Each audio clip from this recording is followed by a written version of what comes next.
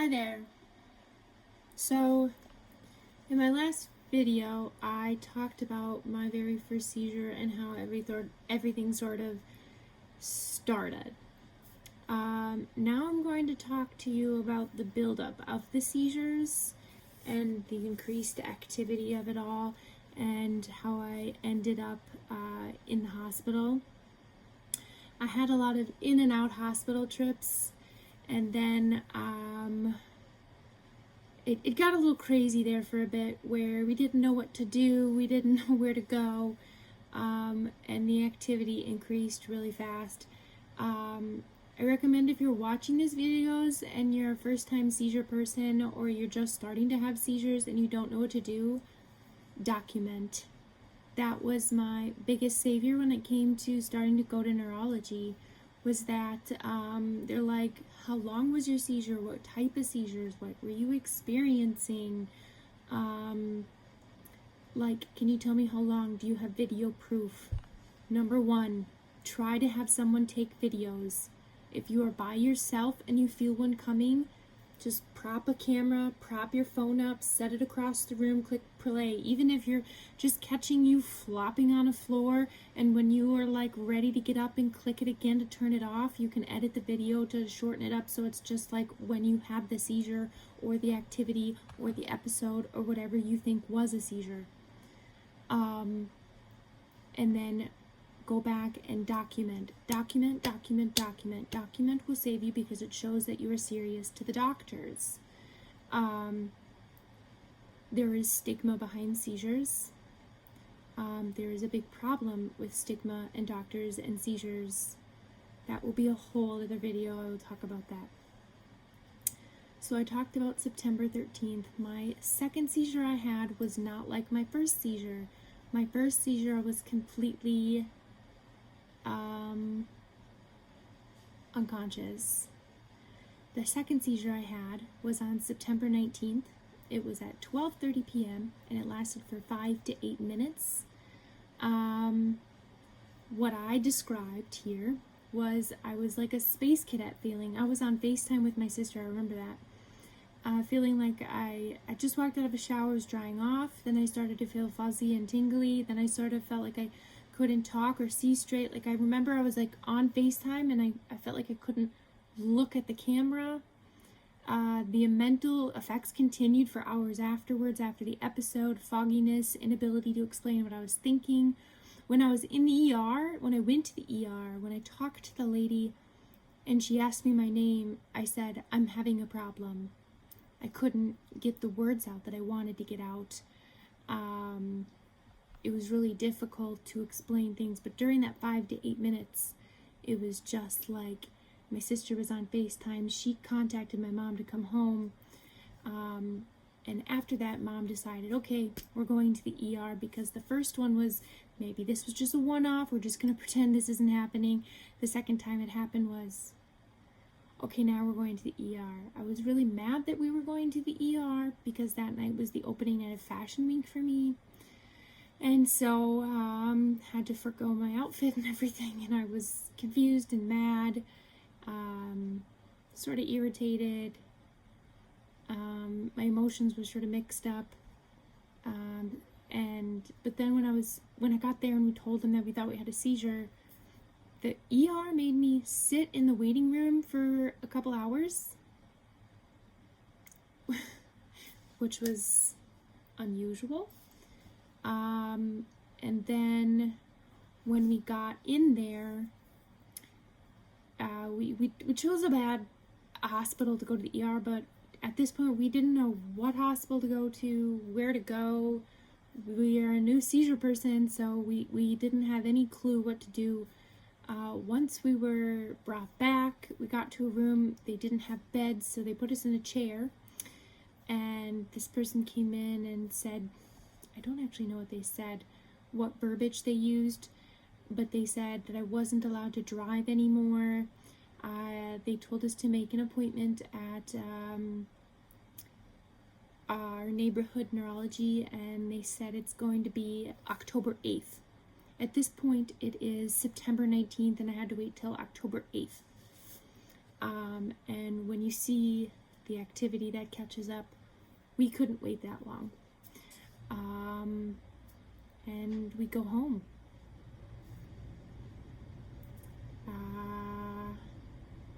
Yeah, that was about it. I think they did do a blood test, maybe, but that was about it. But for the next day, I still was sort of foggy-headed.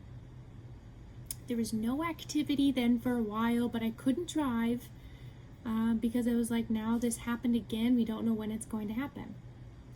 The next seizure happened was September 22nd, so 19, 20, 21, 22.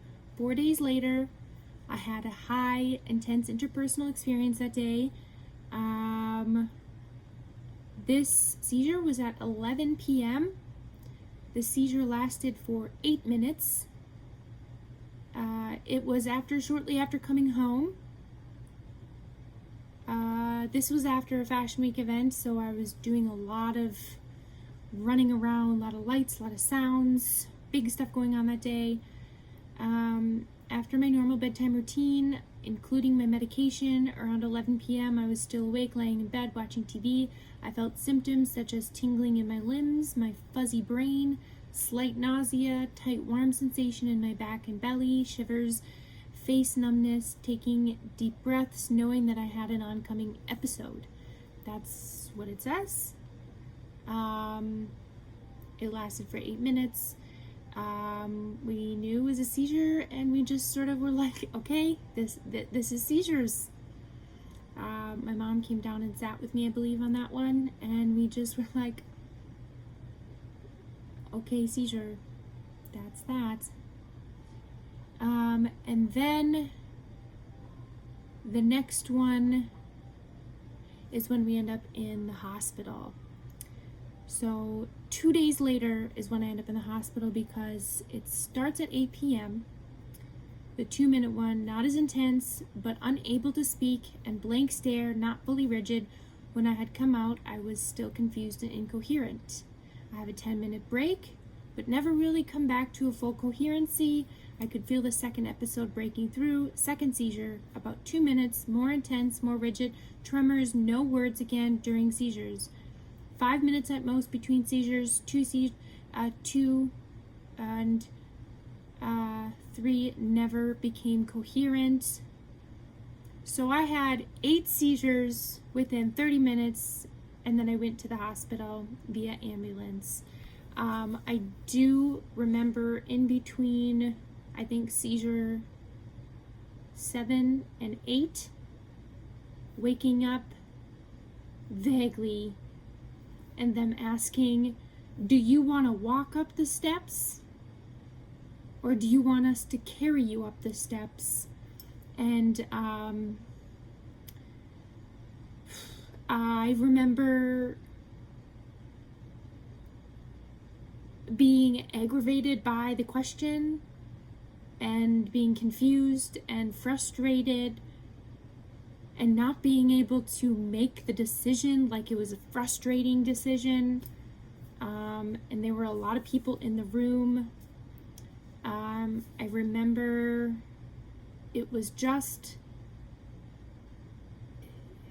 trying to figure out how to get from point A to point B was too much of a decision.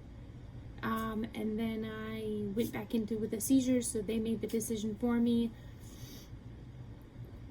I got into the ambulance, and it took, I think, 4 rounds of Versed to even like semi calm it down, but it still didn't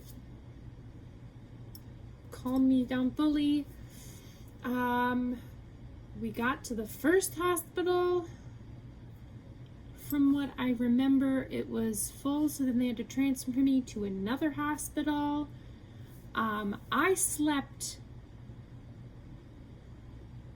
for basically 24 hours. They released me, brought me home, I kept sleeping. I slept for 24 hours after that. Like, I was completely out. completely exhausted. My body was done. I was not aware of what day it was when I woke up. I did not know how long I was sleeping for. Did not wake up to go to the bathroom. Like, I remember coming home and it was so difficult to walk, but I basically slept for 24 hours after that. So then, after the meds sort of ran out of my system and I woke up, we are now on September 26th. And the seizures continued infrequently all day. I asked for a Benadryl, I guess, at 8:45, and I took that. But I had about 6 seizures that day on September 26th. So now the seizures are just sort of rolling all day long.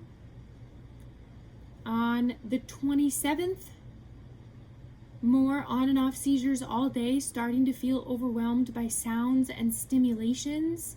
So I can't handle noises. I can't handle the TV. I'm even being triggered by certain TV shows, like Dog the Bounty Hunter. I can't handle... basically, I'm stuck watching the cooking channel or baby shows. It has to be a very calm environment. I can't have things moving quickly past me. Clocks. I have to have everything very muted and quiet. So whatever's happening is damaging. We're trying to record all of the seizures, and what we had started recording on here was 9:15, 9:50, and this was 9:15 a.m., 9:50 a.m., 12:03 p.m., 1:29 p.m., and we just stopped recording. I have videos of these. I may put them on my YouTube. I'll put trigger warnings if I put them up on my YouTube. And if I'm correct, I'm going to check this. But I think that night we couldn't handle it anymore and we had to go to the hospital.